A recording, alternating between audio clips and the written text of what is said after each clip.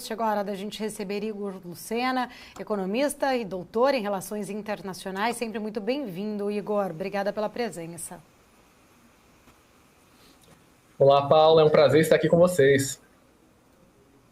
Obrigada, Igor. Queria entender um pouco da sua leitura sobre todo este cenário em relação à Venezuela, especificamente a reação do Brasil ao resultado das eleições descrita, né? Alguns especialistas têm colocado que esta reação é tardia, menos assertiva ali em comparação com outros países, o que sugere até mesmo uma hesitação em se posicionar firmemente contra ou a favor ali de Nicolás Maduro. Como que essa postura talvez ambígua do Brasil, evitando ali um alinhamento mais claro de ser contra ou a favor a Nicolás Maduro, afeta a credibilidade, até mesmo a influência do país na América Latina, especialmente ali considerando, né, toda a necessidade de uma liderança, vamos dizer assim, regional mais assertiva? Bom, Paula, primeiro é importante falarmos que, apesar da oposição ter tido uma grande quantidade de votos, é muito difícil, de fato, você retirar do poder uma ditadura, principalmente quando o órgão que faz a contagem dos votos, né, a CNE, é comandada diretamente pelo executivo. Então, a gente já tem aí todos os indícios que existe uma grande fraude. E a partir do momento que Nicolás Maduro não divulga os chamados boletins de urna, e que, segundo as últimas informações, a oposição já tem mais de 70 deles estão sendo digitalizados e vão ser distribuídos para a população, pode sim comprovar a fraude. O outro ponto é que Nicolás Maduro, em pouco mais de 24 horas, já fez a sua própria, como se diz, o lançamento de que se tornou presidente, que foi não só chancelado, né? Então isso é uma coisa totalmente fora de lógica, até mesmo para os padrões da Venezuela.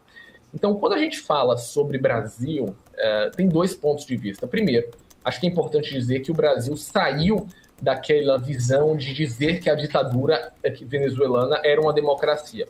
A primeira visita internacional que foi feita do governo foi para a Venezuela, quando Lula assumiu, e que foi uma vergonha total. A vinda de Nicolás Maduro para o Brasil foi outra vergonha.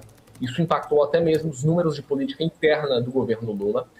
E, ao contrário dos nossos países que são de esquerda ou de direita, a gente assistiu Lacalle Pou, do Uruguai, Boric, do Chile e vários outros presidentes latino-americanos criticando abertamente a fraude. Tanto é que hoje vários desses países, 6 países da América Latina, receberam a carta de expulsão dos seus membros da embaixada e dos seus líderes locais na Venezuela para deixarem o país. Até mesmo Costa Rica, Panamá.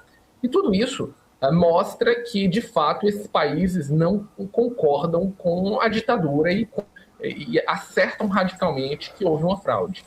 O Brasil pede que seja de imediato recebido os boletins de urnas para a conferência de que não houve fraude. Do meu ponto de vista pessoal, isso é uma atitude errática, porque nos coloca fora da visão dos outros países latino-americanos. E a partir do momento que nós não criticamos abertamente o que todos já sabem no mundo inteiro, de que houve fraude, nós, de alguma maneira, damos a Nicolás Maduro uma espécie de salvaguarda que, de alguma maneira, ainda pode haver resquícios de democracia. Nos últimos anos, a defesa de que a Venezuela era uma democracia nós contribuímos, o governo brasileiro contribuiu para a perpetuação dessa ditadura na Venezuela, o que foi muito negativo. Por outro lado, nós estamos tendo a mesma atitude do governo norte-americano, mas por motivos diferentes.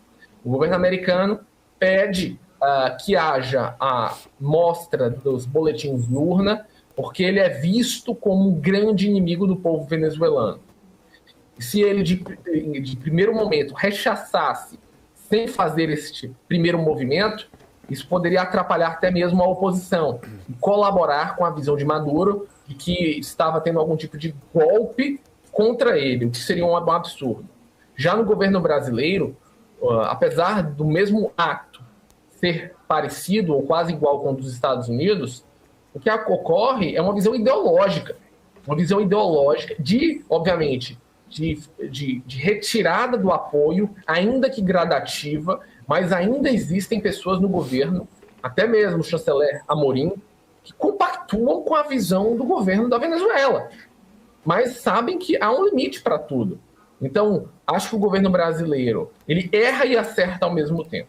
Ele erra quando ele não rechaça radicalmente o golpe, essa visão de que nós estamos assistindo, que é um absurdo e que está sendo rechaçada pela América Latina como um todo e pela União Europeia, mas ele acerta quando ele começa a se afastar do governo da Venezuela e ele começa a criticar, ainda que muito timidamente, isso. Então esse é o meu ponto de vista. Quando a gente faz uma análise também agora de mercados, isso é muito ruim. Isso é muito ruim porque o golpe contra o povo venezuelano, para a grande maioria dos investidores estrangeiros, não latino-americanos, e a gente está falando de Ásia, a gente está falando de Europa, a gente está falando de Oriente Médio, um golpe na América Latina, como está sendo nitidamente colocado, contra a população, isso impacta todos os países, não só a Venezuela. Muitos investidores veem na América Latina como um grande emerging markets, mas tudo muito parecido. As pessoas não têm essa visão como nós temos, latino-americanos, de que Brasil é uma coisa, Chile é outra, Uruguai é outra. Muitas vezes os investimentos aqui são, às vezes, colocados como uma mesma situação. Então, quando você tem um default na América Latina, um golpe contra uma eleição livre e outras ações que, de fato, são negativas para o continente, isso impacta negativamente os mercados até aqui no Brasil e também as nossas empresas quando querem fazer roadshows ou apresentações de negócios fora do nosso país. Então, no meu ponto de vista, o governo brasileiro tinha que ser mais forte, bater com a visão mais radical, e se até ao longo da semana nada acontecer, simplesmente nós ficarmos inertes, que não há e que o governo da Venezuela não conseguir provar que de fato conseguiu os votos que teve, aí o governo sim tem que mostrar qual é o seu objetivo. Compactuar com a ditadura, com o sofrimento de uma população, ou ir abertamente, como a Argentina fez, como o Chile fez, como o Uruguai fez, e dizer o que é, que nós assistimos a uma eleição, uma farsa, e que o presidente, que Nicolás Maduro, de fato, não foi reeleito para um novo mandato na Venezuela.